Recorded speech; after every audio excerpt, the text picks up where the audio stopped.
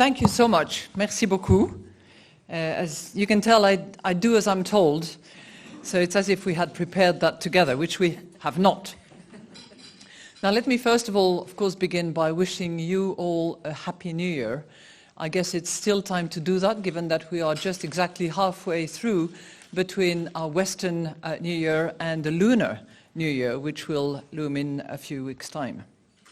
I think it's also appropriate to wish ourselves a Happy New Year, given what I would like to talk to you about, which has to do with the global economy and what we should expect for 2014. Now, I'm going to test you numerology skills by asking you to think about the magic 7. Okay? Most of you will know that 7 is quite a number in all sorts of themes, religions, and I'm sure that you can compress numbers as well.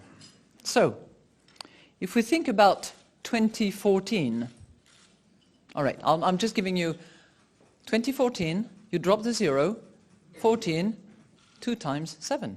Okay, that's just by way of example, and we're going to carry on. So 2014 will be a milestone and hopefully a magic year in many respects. It will mark the 100th anniversary of the First World War back in 1914. It will mark the 70th anniversary, drop the 0, 7, of the Bretton Woods Conference that actually gave birth to the IMF. And it will be the 25th anniversary of the fall of the Berlin Wall. 25th. Okay. It will also mark the 7th anniversary of the financial market jitters that quickly turned into the greatest global economic calamity since the Great Depression. The crisis still lingers. Yet, optimism is in the air. We've left the deep freeze behind us, and the horizon looks just a bit brighter. So my hope and my wish for 2014 is that after those 7 miserable years, weak and fragile, we have 7 strong years. Now, I don't know whether the G7 will have anything to do with it, or whether it will be the G20. I certainly hope that the IMF will have something to do with it.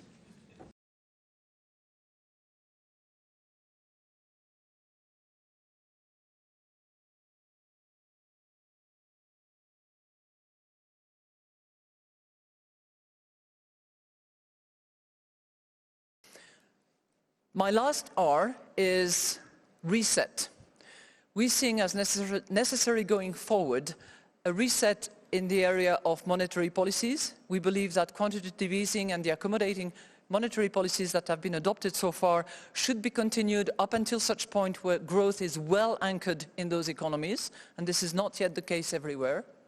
Reset in the sense that once it is well anchored, then those accommodating monetary policies have to be reformulated, have to move either back into their old territories or be more traditional or be maybe of a different kind, and I'm sure central bankers around here will be able to comment on that, but that's first reset. Second reset is the one that Mark is I hope, going to talk about, which is the financial sector reform and regulatory environment that is clearly undergoing a major reset at the moment. And the final reset, which is my last word, Martin, is those structural reforms that are necessary in all corners of the world. Very often people think structural reforms, okay, for some of those advanced economies that have such rigid labor markets. No, it's not just that, and I'm not sure that I would necessarily associate advanced economies with rigid markets, nor would I mark flexibility as the ideal solution for it.